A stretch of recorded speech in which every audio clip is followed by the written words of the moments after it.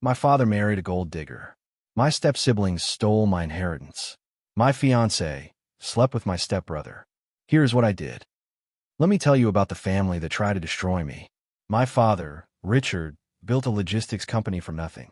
He started with one truck in Chicago in 1985. By the time I was born in 1990, he had 50 trucks. By the time I graduated high school, he had 500. My father was a self-made man. He was also a terrible husband. He divorced my mother, Catherine, when I was 12 years old. I remember sitting on the stairs, listening to them argue in the kitchen. My mother was crying. My father was cold. "I'm not happy," he said. "What about our son?" my mother asked. "He'll be fine. I'll take care of him." My mother got the house in Connecticut. My father got the company. I got a bedroom in both houses and a heart that learned to divide. My mother never remarried. She dedicated her life to raising me. She worked as a real estate agent to support herself. She never asked my father for a penny more than the court ordered. She was proud. Too proud sometimes. But I respected that. My father remarried 18 months after the divorce. Her name was Victoria. She was 34. My father was 48. She had 3 children from a previous marriage. Marcus, the oldest stepbrother, 22 when I met him. Charming. Handsome. Cruel in a way that smiled at you while stabbing your back. Samantha, the stepsister, 21. Beautiful. Entitled. She had never worked a day in her life and expected everyone to serve her. Nicholas, the youngest stepbrother, 19. Quiet. Jealous. He hated me because my father looked at me with pride and looked at him with tolerance. Victoria was a gold digger. Everyone knew it. My mother knew it. My father's business partners knew it. Even my father knew it, I think. But she was beautiful. She was attentive. She made him feel young. My father bought them a house in Greenwich. He bought Marcus a Porsche. He bought Samantha a penthouse apartment in Manhattan.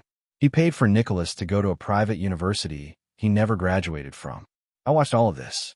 I said nothing. I was my father's only biological child. I assumed the inheritance was safe. I assumed my position in the family business was secure. I assumed wrong. My fiancée, Claire, entered my life when I was 28. We met at a charity gala in New York. She was a lawyer. Sharp. Ambitious. Beautiful in a way that made men stop talking when she entered a room. We dated for 2 years. I proposed at a restaurant overlooking Central Park. She said yes. My mother cried tears of joy. My father said, "She's a good match." My stepmother smiled and hugged me. Marcus shook my hand and looked at Claire like she was a meal. Samantha complimented her dress while staring at her with cold eyes. Nicholas said nothing and drank his champagne. I should have seen the signs. But I was in love. And love makes you blind. Claire started working late. She started traveling for work trips. She started guarding her phone. I asked her about it. "It's a big case," she said. "Don't worry." I didn't worry. I should have worried. 6 weeks before our wedding, I came home early from a business trip. Our apartment was dark. The bedroom door was closed. I heard noises. I opened the door.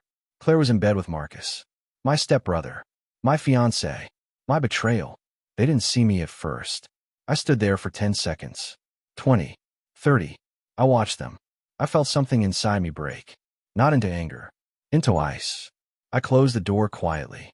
I walked out of the apartment. I sat in my car for an hour. I didn't cry. I didn't scream. I planned. That was the last day I was a victim.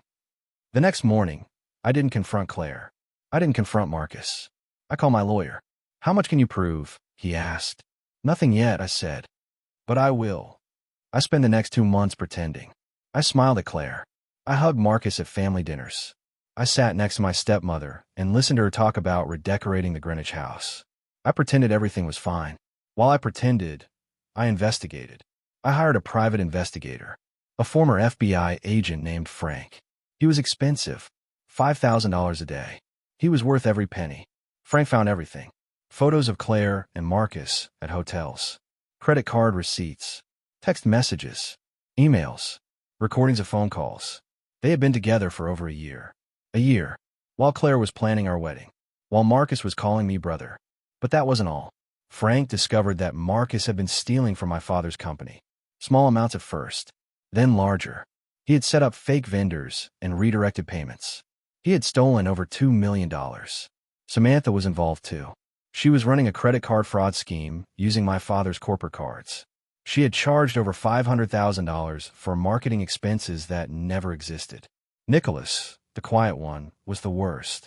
He had been feeding information to my father's competitors, selling trade secrets, undercutting deals. He had cost my father millions.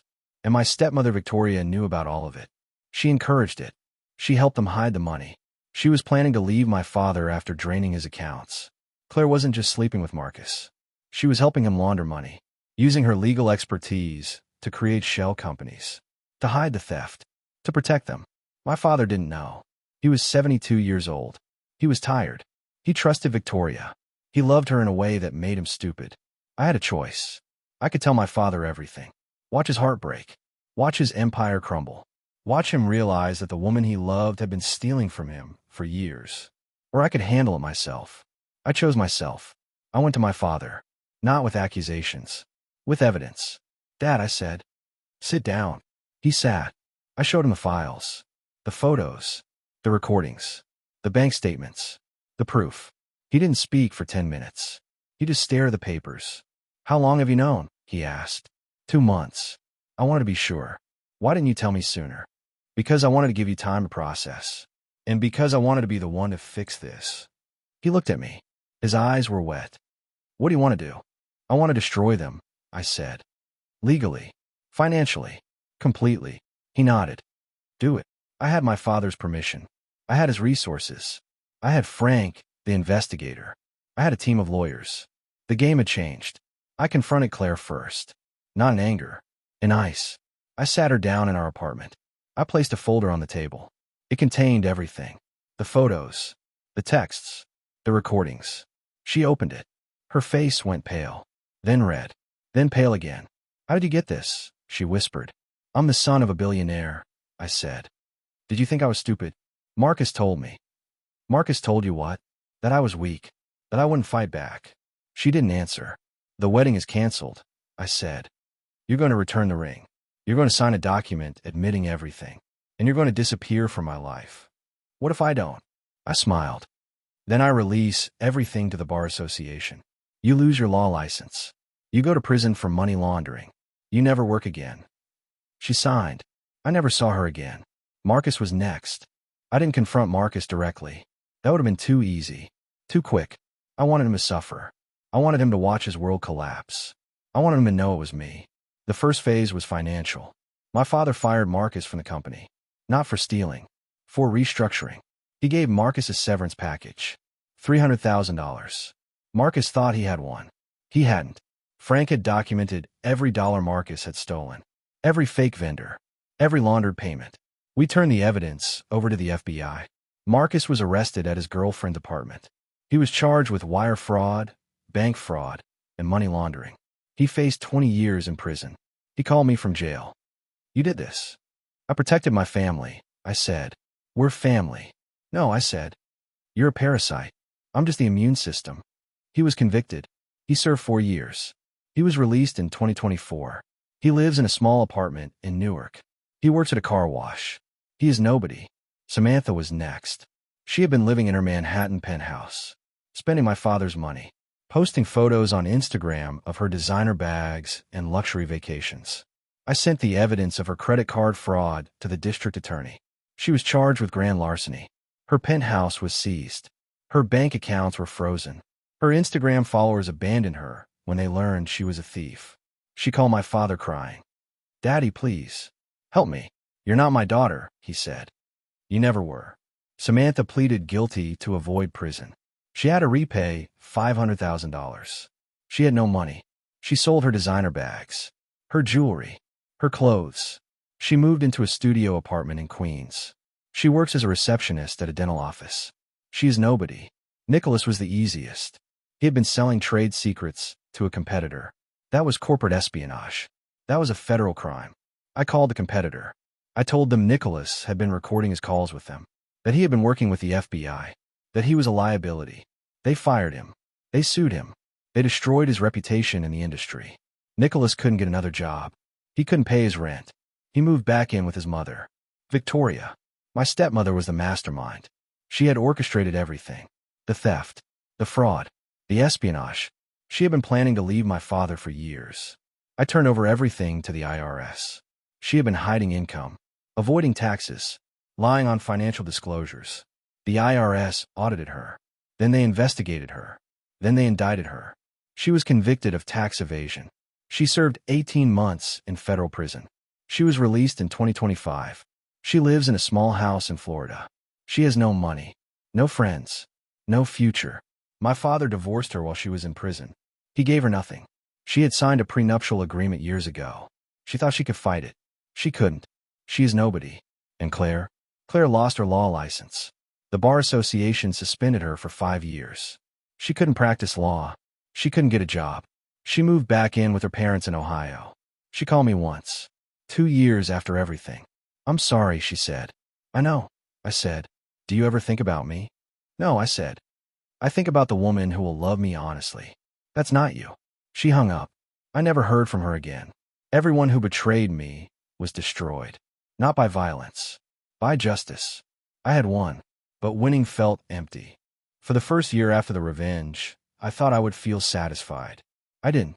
I had destroyed Marcus, Samantha, Nicholas, Victoria, Claire, everyone who had betrayed me. But I was alone. My mother was proud of me. She said I had done the right thing. She said I had protected the family. My father was grateful. He gave me control of the company. I became CEO at 34. I had money, power, respect. I had no one to share it with. I threw myself into work. I worked 16 hours a day, 7 days a week. I grew the company.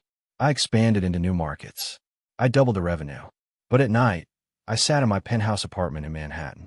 I stared at the skyline. I drank whiskey. I thought about Claire. Not because I missed her. Because I missed the person I was before she betrayed me. The man who trusted. Who loved. Who believed in people. That man was gone. I started seeing a therapist. A woman named Dr. Evelyn. She was 60 years old. She had been a psychologist for 30 years. She had seen everything. You're suffering from post-traumatic stress, she said. Not from the betrayal. From the revenge. What do you mean? You spent 2 years focused on destroying people. That takes a toll. You're not a killer, Jacob. You're a survivor. But survivors need to learn how to live again. I didn't understand at first. Then I did. I had to find myself by my enemies. By the people who hurt me. By the revenge I executed. I didn't know who I was without them. Dr. Evelyn told me to take a break. To travel. To meet people who didn't know my story. To rebuild my identity. I listened. I sold my penthouse. I bought a small house in Colorado. Near the mountains. Away from the city. Away from the memories. I started hiking. I started cooking. I started reading books that weren't about business or revenge. I started healing. My mother visited me in Colorado. She walked through my small house and smiled. This is you, she said. Not the penthouse. Not the company. This. I miss Dad, I said. The way he used to be. Before Victoria. Before the money. Your father is still there, she said. He just got lost. Like you did. But he's finding his way back. She was right. My father came to visit the next month. He was 75 years old. He walked with a cane. His hair was gray. His eyes were tired. I'm sorry, he said. For Victoria. For Marcus. For everything. You didn't know, I said. I should have. I was blind. I wanted to be loved. I ignored the signs. We sat on the porch. We watched the sunset. We didn't talk for an hour. Then he said, I'm proud of you. Not for the revenge. For surviving. I cried. He held my hand. That was the first time I felt something other than anger in years. I met Elena 6 months after moving to Colorado. She was a veterinarian. She owned a small animal clinic in town. I brought my dog, a golden retriever named Atlas, in for a checkup. Elena was beautiful. Not in the sharp, ambitious way that Claire was beautiful. Elena was soft, warm, real. She had brown eyes that crinkled when she laughed. She had hands that were gentle with animals and strong with people. She had a voice that made you feel safe. Atlas is healthy, she said. Good weight, clean teeth, happy heart. He gets that from me, I said. She laughed. The happy heart part. I'm working on it. She looked at me differently after that. Not with pity, with curiosity. I asked her to coffee. She said yes. I asked her to dinner. She said yes. I asked her to come hiking with me and Atlas. She said yes. We took it slow. Very slow. I told her about my past on our 10th date. Not everything. Just enough. My ex-fiancée cheated on me, I said. With my stepbrother. My stepfamily tried to steal my inheritance. I destroyed them. Legally. Financially. Completely. Elena didn't flinch. She didn't look away. She just nodded. That must have been hard, she said. It was. I'm not proud of all of it. But I'm not sorry either. You don't have to be sorry, she said. You did what you had to do to survive. I fell in love with her in that moment. We dated for 2 years. She met my mother. My mother loved her. She met my father. My father said, "Don't screw this up." I didn't. I proposed at the top of a mountain. Sunset. A small diamond. Not flashy. Not expensive. Just real. It's not about the ring, I said. It's about the life I want to build with you. A quiet life. A happy life. A life without revenge. She cried. She said yes. We got married in a small ceremony in Colorado. My mother was there. My father was there. A few friends. Atlas wore a bow tie. I didn't invite Marcus. Or Samantha. Or Nicholas. Or Victoria. Or Claire.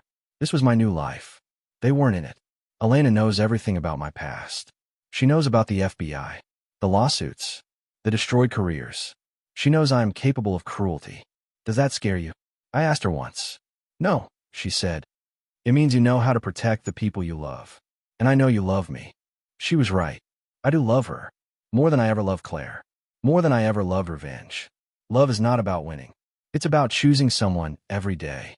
Even when it's hard. Even when you're scared. Even when you've been hurt before. Elena taught me that. We have a daughter now. Isabella. She is 2 years old. She has her mother's eyes and my stubbornness. I hold her at night and think about the man I used to be. The man who defined himself by his enemies. The man who thought revenge was the only path to peace. That man is gone. In his place is someone softer, stronger, happier. I still check on my enemies sometimes. Not because I care.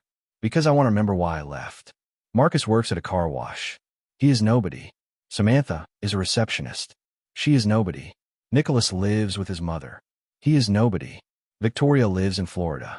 She is nobody. Claire lives with her parents. She is nobody. And me? I'm a husband, a father, a son, a CEO, a survivor. I'm not nobody.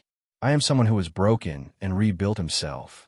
Someone who lost everything and found something better. Someone who learned that the best revenge is not destruction. It's happiness. It's been 6 years since the revenge. 5 years since I moved to Colorado. 3 years since I married Elena. 2 years since Isabella was born. I am 43 years old. I have gray hair at my temples. I have a scar on my hand from a hiking accident. I have a dog who sleeps at my feet and a daughter who calls me Dada. I have peace. My mother is 68. She lives in Florida now. She plays golf. She volunteers at a library. She visits us every Christmas. My father is 78. He retired last year. He gave me full control of the company. He lives in Connecticut. He calls me every Sunday. Are you happy? He asks. Yes, I say. Are you? He pauses. I'm getting there. That's enough. I think about Claire sometimes. Not with longing. With gratitude.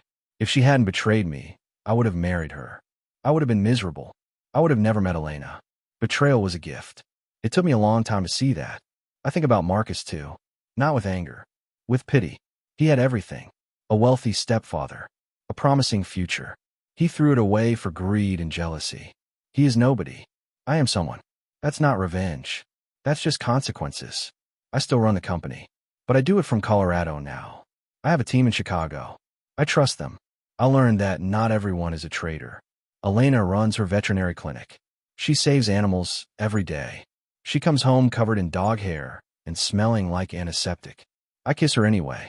Isabella is starting preschool. She is smart, fierce, kind. She got that from her mother. I'm teaching her to be careful, not paranoid, not suspicious, just aware. Trust people until they give you a reason not to, I tell her.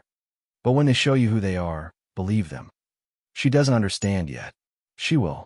I am writing this story for 2 reasons. First, so other people who have been betrayed know that revenge is not the answer. It's a tool that can help you survive. But it's not the destination. The destination is peace. The destination is love. The destination is a life you built for yourself, not a life you took from others. Second, so my enemies know I don't think about them anymore. Marcus, if you're watching this, I hope the car wash is treating you well. I don't hate you. I don't think about you at all. Samantha, I hope you found peace. I don't wish you ill. I just don't wish you anything. Nicholas, you were always the weakest one. Not because you betrayed me, because you betrayed yourself. Victoria, you married a good man, and you destroyed that marriage. You have to live with that. I don't. Claire, I loved you once. That feels like a different lifetime. I'm glad you're not in this one. And to everyone watching, if you have been betrayed, I want you to know something. It gets better. Not because they apologize. Not because karma comes. Because you rebuild. You build a new life. New love. New happiness. And one day, you'll wake up and realize you're not angry anymore. You're not sad. You're not waiting for an apology that will never come. You're just living. That's the best revenge. Thanks for listening. Subscribe to his Reddit tales for more stories of betrayal, revenge, and finding happiness again. And take your dog for a walk. Atlas is staring at me.